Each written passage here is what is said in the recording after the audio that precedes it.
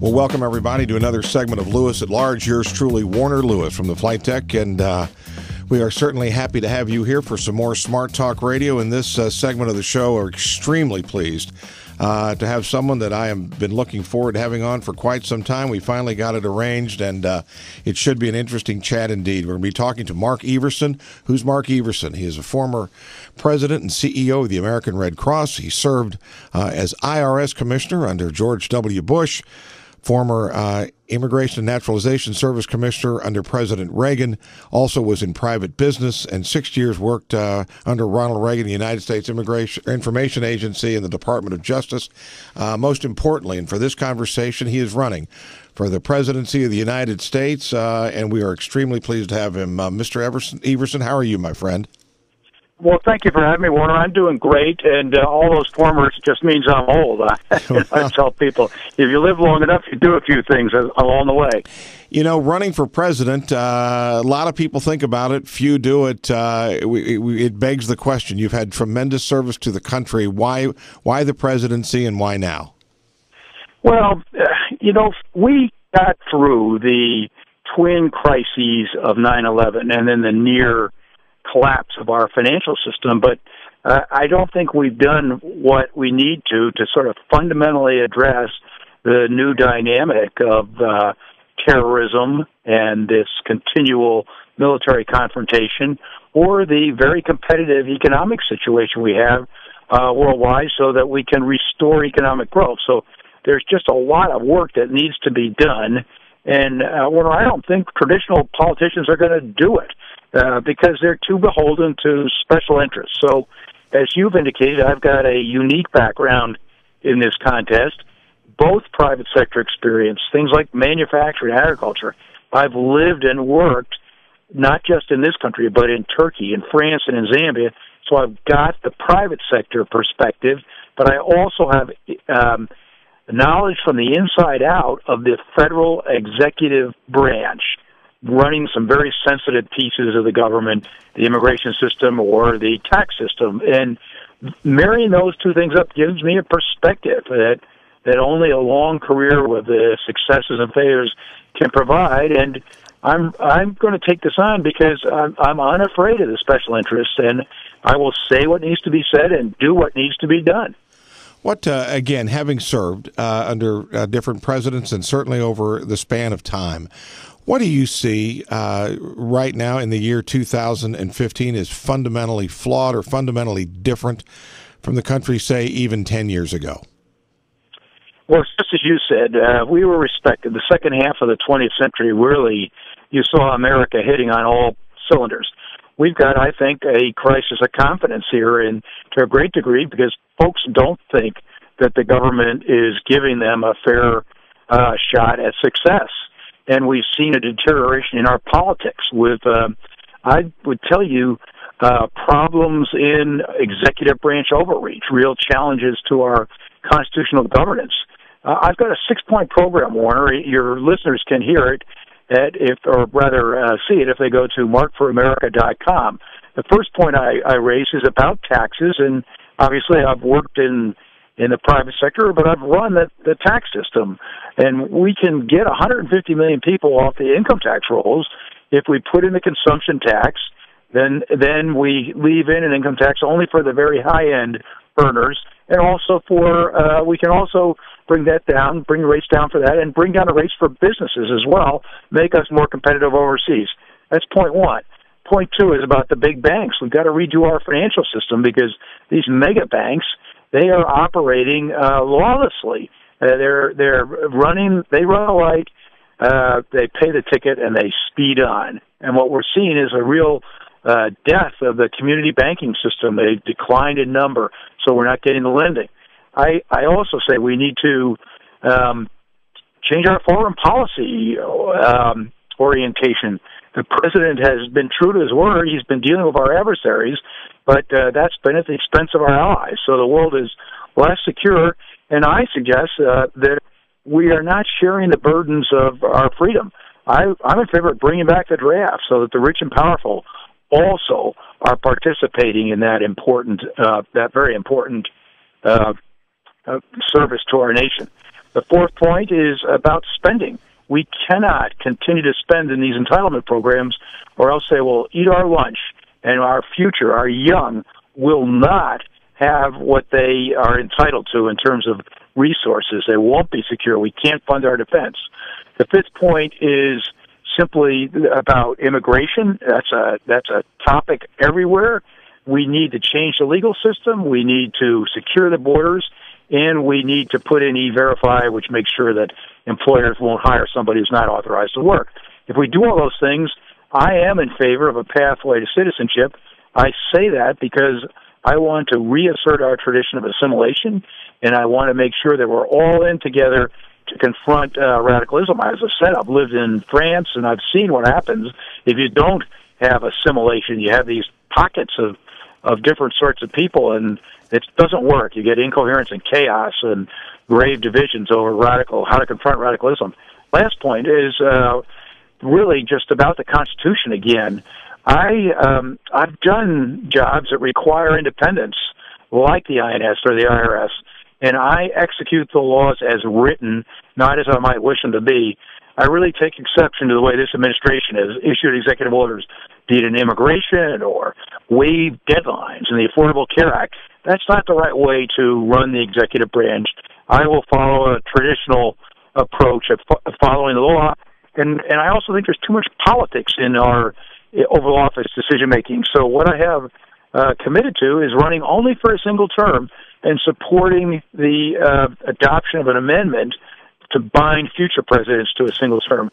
And that's because I can tell you that having served in both the Bush and before that the Reagan administrations, very different administrations, but by year 3, up and down the line, people are all concerned about their reelect. If you just joined us, yours truly, Warner Lewis from the flight deck of Lewis at Large Radio, and right in the middle of a great segment here with Mark Everson, running for the presidency of the United States, long career of service, formerly served as CEO and president of the American Red Cross, former IRS commissioner, INS commissioner, and in private business for many, many years, as well as working for the United States Information Agency under 2 different presidents. Curious, Mark, can we call you Mark, or do we need to call you Mystery? No, people, it's funny, Warder, I've had the title commissioner 3 or 4 times. My parents maybe should have just skipped the Mark part and made me commissioner, but Mark is fine. Please do. All right. Well, what I am curious as to, as you reviewed the salient points that you were talking about earlier, where do you see you dividing from traditional party political view versus where you would align with them? Well, I think that I am a traditional Republican conservative in terms of supporting free enterprise, also supporting a strong defense and limited government. I think particularly this adherence to constitutional conservatism. One of my great concerns is the ever-increasing swagger of the executive branch. That hasn't happened only under this administration, but it's certainly been very pronounced in this administration. So I think I espouse true conservative Republican values, but I think I also, because of some of the positions that I hold, can broaden our base, and that's a good thing if we want to compete successfully in the general election. Having worked in the positions that you have in what some people would say is part of this massive federal bureaucracy, I'm curious as to, as you look back and you take those experiences with you, what at the time do you believe the agency and the federal government did well, and what were the things where you thought, wow, I'd love to fix this? Well, a lot of it comes down, frankly, to the laws that the Congress writes. I can tell you, I ran 2 of the most complicated agencies in government, the INS and the IRS, and that's because the statutes are so infuriatingly complex. The worst thing that I've ever dealt with, though, was when I was in Indiana state government working for Mitch Daniels. I ran the workforce system, all the job training, the GED programs, everything that was funded by the Department of Labor. And that's even more confusing than what you have in the tax system. What we have to do is we have to really get back to simpler structures, like the tax reform proposal I'm proposing. That will take 150 million people off the income tax rolls altogether. So think about the benefit that average Americans, typical Americans, would feel if they didn't have to file that tax return and go through that angst every spring. I know, again, not having the most media exposure yet anyway. At this point in the campaign, it's probably late night rides and cold coffee out of styrofoam cups and gnashing of teeth from time to time. But what is it like out there? Share with us what it's like out there on the campaign trail. And A, do you enjoy it? And what are you learning out there? What's America telling you? Warner, I find it very reassuring because the Washington media, the New York media, they would have you believe that this is all being determined by them as to who's going to compete and who's going to win, and frankly by the donors on Wall Street, who's got the big money. I'm in Iowa. I'm in Washington, Iowa, as we speak, do this interview. And when you talk to folks in these early primary states, they take a keen interest in the contest, and they feel that their role in servicing talent and winning the field is an essential part of our democracy. They ask tough questions, and you better be prepared to stay where you stand on an issue. Otherwise, they're not going to receive you too warmly. So I find this very reassuring, frankly. What about, share with us also, and again, I'd like to hear it from you. Tell us about your background growing up, and also as a young man and earlier in your career. What was it about the country that it inspired you and appreciated, and share a little bit about your personal background? Sure. I grew up in Yonkers, New York. My dad was from upstate New York, and my mom was from New Orleans. And they both ended up in New York City after the war. I was born in 1954. I'm 60 years old. And so I came of age in the 60s. And I remember the turmoil of Vietnam. And a lot of good things came out of that difficult period. There's no mistaking that. There were good things. But also, a lot of challenges to institutions arose during that period of time. So I think that is an important perspective that I have going back then, and we're seeing some of these same kind of civil disturbances and other issues coming up again. But I always had a perspective. My dad was in business, international business, and he traveled overseas. So he had an international perspective. He worked for a business. He worked for Ford Motor Company for a while. They were very international before that was in vogue. And he worked for a Rockefeller Company for a while. So the perspective was always on America and America's role in the world. And when I turned 17, a couple weeks later, I had finished high school early. I went overseas. I went to Africa, and I worked on a poultry farm in Zambia, of all places.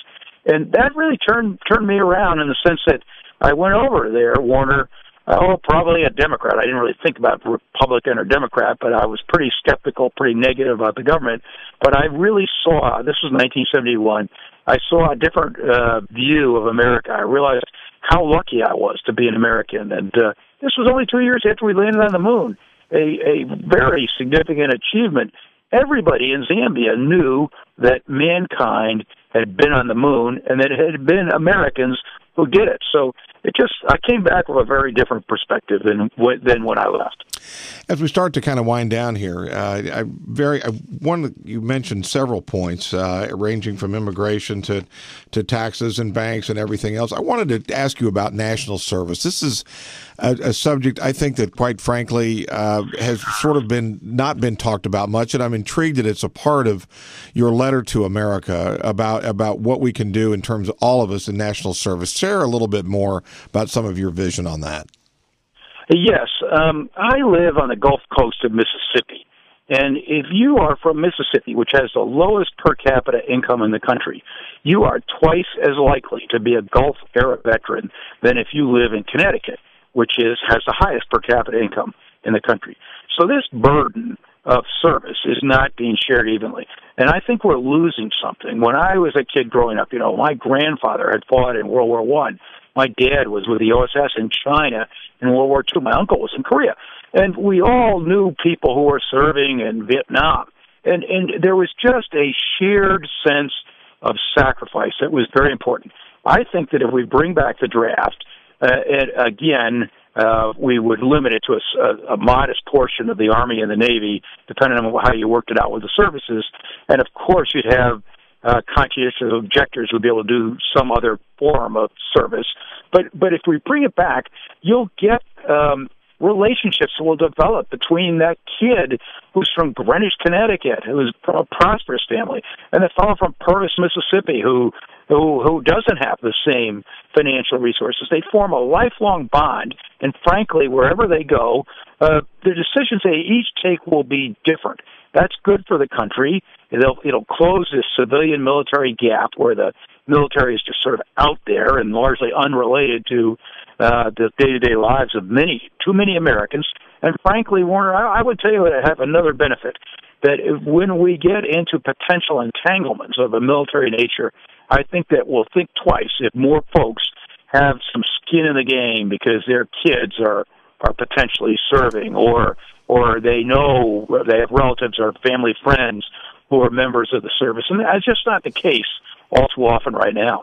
Well, he has a resume to serve. It'll be up to you as voters to decide whether he's the one. But former president and CEO of the American Red Cross, former IRS commissioner under President Bush, and under President Reagan served as a INS commissioner, as well as years in private business and running the United States Information Agency. Mark Everson, running for the presidency of the United States. The website is markforamerica.com, and he has been talking to us today from Washington, Iowa. And good gosh, you're seeing a lot of the country, aren't you?